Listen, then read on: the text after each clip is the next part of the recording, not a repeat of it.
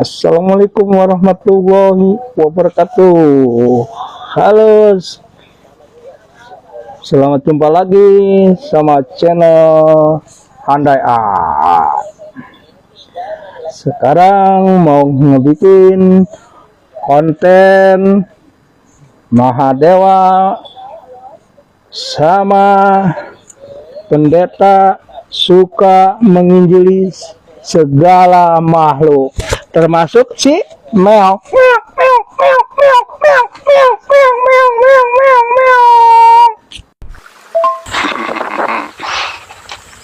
Penjelasannya bukan begitu, Pak.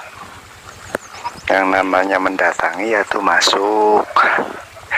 Makanya ada penjelasan lain bahwa nantinya akan ditolong katanya berdasarkan amal perbuatan dan iman. Itu ada penjelasannya, bukan mendatangi artinya nggak masuk, Pak. Masuk cuma itu. Cerita selanjutnya itu tipu-tipu cuma, Pak. Jadi nggak ada yang namanya masuk terus bisa keluar, itu bohong, Pak. Itu ditipu namanya Bapak tuh. Bapak paham sama bahasa apa, ilmu bahasa, Pak? Di situ kata-kata itu tepat loh, Pak. Itu ayat-ayat universal. Ayat universal itu bukan untuk diperuntukkan untuk umat muslim, bukan. Tetapi semua manusia itu, dari zaman Nabi Adam alaihissalam sampai manusia terakhir, Pak. Dari zaman kambing beranak kambing sampai zaman kuda beranak kuda, semua akan mendatangi. Itu adalah ayat universal. Di situ tidak dijelaskan ayat itu dikhususkan untuk umat muslim. Kalau misalkan Allah ya menegaskan yang mendatangi neraka hanyalah umat muslim, Pak. Saya murtad hari ini, Pak. Hari ini saya murtad, Pak. Tuh bayangin, Pak. Bapak mengerti mestinya bahasa itu dan malu baca ayat itu, Pak. Mendatangi bukan artinya memasuki. Saya analogikan seperti ini. Bapak punya seorang pacar, seorang janda. Bapak ingin ke rumah janda itu. Ternyata ketika Bapak mendatangi rumah itu, jandanya itu tidak ada. Apakah Bapak memasuki? Bapak boleh memasuki, memaksakan. Kalau misalkan ada orang yang melihat Bapak diteriak maling, Bapak bisa digebugin. Betul tidak? Mendatangi bukan artinya memasuki, Pak. Kata-kata Allah itu tepat. Dan ayat itu ayat universal untuk semuanya. Ayat itu dari zaman Nabi Adam sampai manusia terakhir, dari mulai turunan Bapak sampai tanjakan Bapak, semua bakal ke situ, karena itu adalah suatu ketetapan. Di ayat berikutnya Allah menyampaikan bahwa Allah akan menyelamatkan orang-orang yang beriman bertakwa. Siapa orang yang beriman? Tentu kami umat muslim. Siapa orang yang dimaksud orang bertakwa itu? Orang yang bertakwa adalah yang melaksanakan segala perintah Allah dan menjauhi larangannya. Itu maknanya, Pak. Makanya, Pak, ya, tanya ke dalam bahasa apapun juga, mendatangi dengan memasuki artinya sama atau tidak. Silakan ya, gunakan akal sehat di situ, Pak. Ngarang kok, ngaconya kemana-mana. Boleh-boleh aja ngarang, cuma kan itu cuma ada di dalam Quran ya. Di kitab Kristen tuh nggak ada itu. Semua orang masuki mendatangi itu nggak ada. Itu khusus itu. Arti mendatangi itu bukan berarti cuma datang, masuk itu. Masuk, dibakar udah dibakar itu. Dan kalau udah masuk itu bohong, bisa keluar. Karena sifatnya itu selalu kekal di sana. Nggak ada yang cuma seberapa lamanya, nggak ada. Selama-lamanya itu di sana. Gitu, Pak. Ya boleh aja deh nafsir-nafsir cenaknya. Itu bukan universal, itu khusus untuk umat muslim itu yang membaca Quran. Hehehe, nggak bisa ngebantah ya. Mendatangi bukan arti memasuki. Contoh, ada rumah yang terbakar. Bapak mendatangi rumah itu ingin membantu. Apa Bapak memasuki di situ? Oh, mungkin niat Bapak memasuki, betul. Ingin bunuh diri. Ingin bunuh diri terbakar. Begitu, Pak, ya. Bapak tanyakan kepada ahli bahasa manapun juga, mendatangi dengan memasuki sama atau tidak. Mestinya Bapak itu malu baca ayat itu. Itu ayat universal. Untuk siapa? Ya ayuhannas, wahai umat manusia. Untuk umat manusia Pak, Al-Quran itu Pak, khususnya untuk umat muslim, umumnya untuk semua manusia. Siapa umat manusia itu? Yang merasa dirinya manusia. Kalau Bapak kan turunan bangsa jin, Bapak kan ada peranakan antara genderuwo sama jin, jadi nggak usah gitu. Beda hanya dengan kitab Bapak, Biblos. Beda. Di dalam Bible, di situ disebutkan, beritakanlah Injil ke segala makhluk. Bapak tahu artinya makhluk apa saja, Pak? Makhluk itu kuntilanak makhluk, genderuwo makhluk, eceng gondok makhluk, lidah buaya makhluk, harimau makhluk. Terus apa lagi? Tuyul dan bayul makhluk. Bayulnya buat saya aja, kalau tuyulnya buat Bapak. Paham nggak di situ, Pak? Untuk semua manusia. Malu sih baca ayat itu, Pak, ya, malu.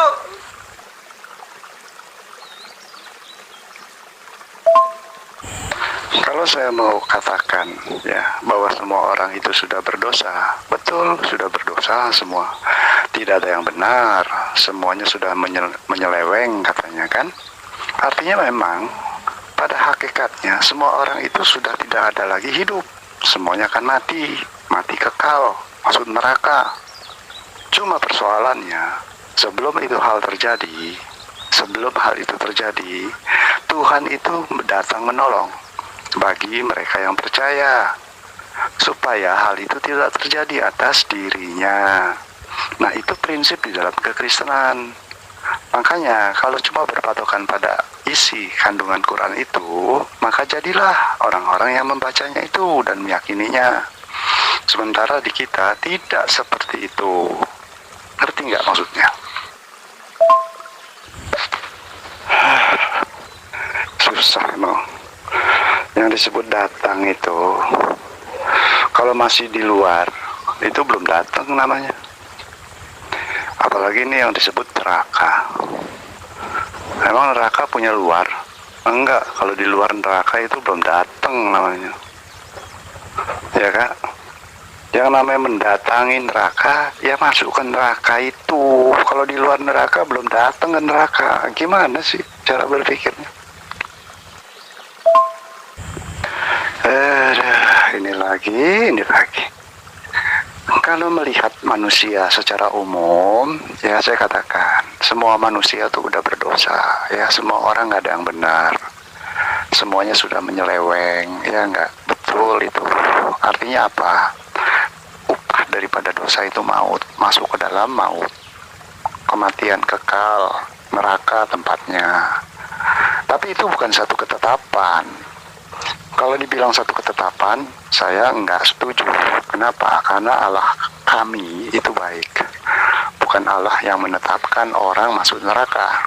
Gitu. Kecuali jika orang itu percaya pada Allah yang demikian, silahkan saja. Saya tidak percaya itu. Saya percaya kepada Allah yang baik. Karena begitu besar kasih Allah kepada dunia ini, maka diberikan anaknya yang tunggal, supaya setiap orang yang percaya tidak binasa masuk neraka, melainkan beroleh hidup kekal. Itu Allah yang saya kenal.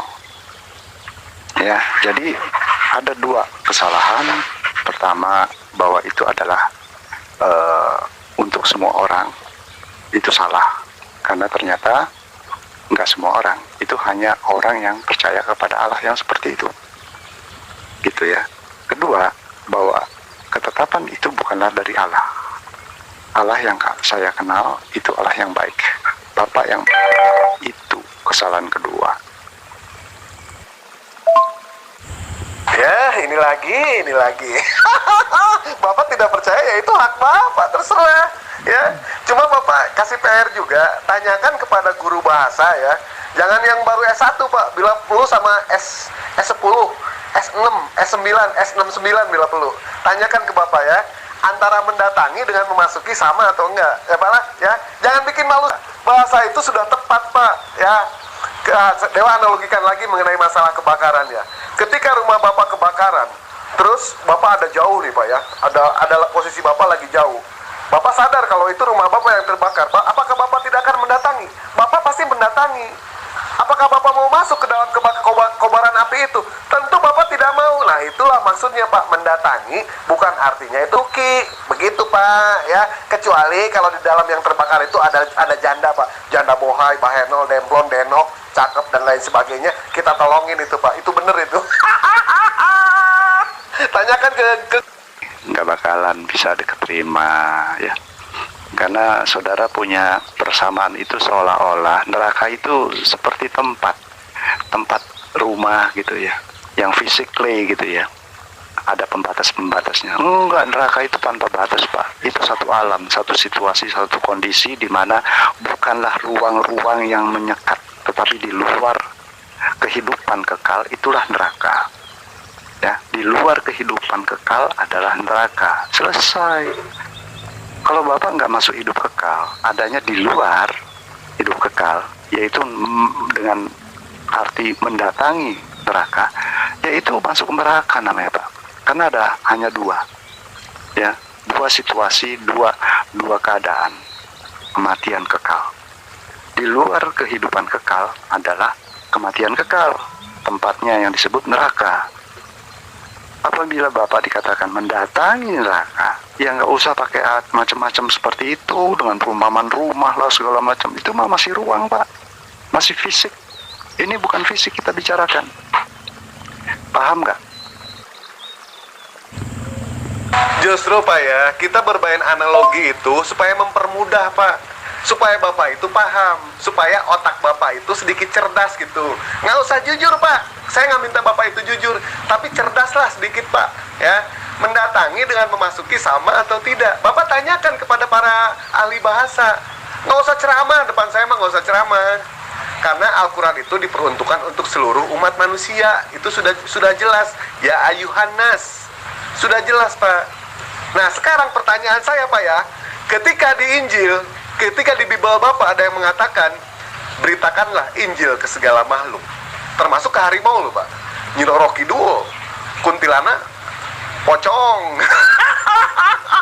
Nah pertanyaan saya mudah Pak, ketika Bapak mengabarkan Bible, mengabarkan Injil kepada buaya nih, kepada buaya, ini yang baptis buaya siapa ini Pak? Analogi boleh, analogi ya, beranalogi itu boleh. Cuma untuk menjelaskan tentang hal-hal yang bukan material itu tidak tepat ya. Jadi antara surga dan neraka itu berbeda dengan hal-hal yang ada di dalam dunia ini, dunia materi namanya ya. Jadi keadaan itu adalah keadaan di mana di luar hidup kekal disebut neraka.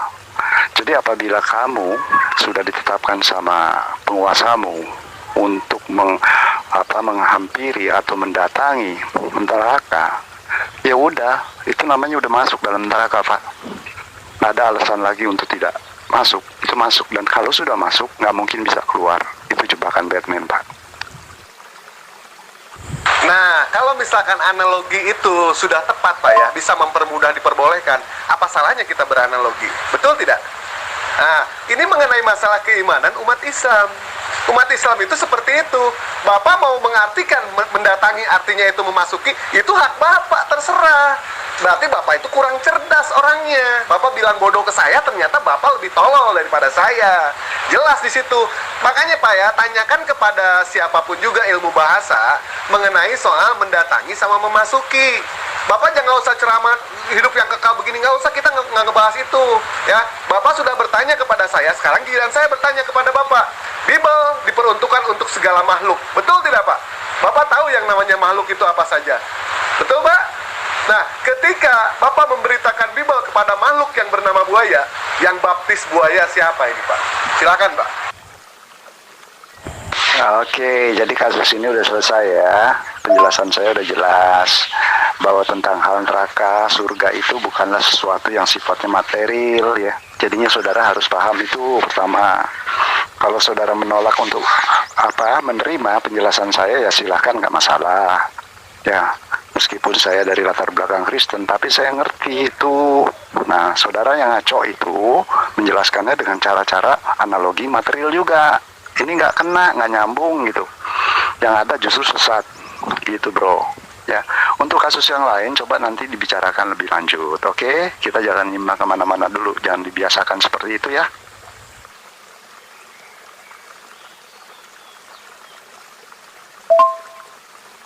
Ya sudah jelas lah ya kan. Saya sudah jelas juga menerangkan ke Bapak. Beranalogi saya sudah supaya Bapak paham. Ternyata akal sehat Bapak itu nggak kebuka sama sekali.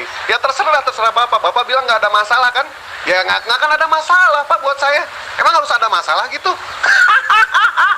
Nggak jadi masalah Pak. Itu hak Bapak mengartikan seperti itu, menyimpulkan seperti itu. Tetapi kami umat muslim punya pemahaman. Kami punya asbabul nuzul. Kami diterangkan seperti itu. Kembali kepada permasalahan Pak. Beritakanlah Injil ke segala makhluk. Ayatnya sudah saya kutip tuh Pak. Bapak tahu nggak yang namanya makhluk itu apa saja Pak? Ada makhluk mati, ada makhluk hidup. Setuju nggak Pak? Kita tidak berbicara mengenai soal makhluk mati. Kita berbicara mengenai makhluk hidup. Ketika Bapak, misalkan Bapak memberitakan Injil ke Taman Safari ataupun kemana ya? Ke kebun binatang deh ya, ke kebun binatang. Kan makhluk. Yang namanya buaya itu kan makhluk, gorila itu makhluk. Nah, ketika gorila itu diinjili sama Bapak, siapa yang pantas untuk membaptis gorila itu? Silakan Pak.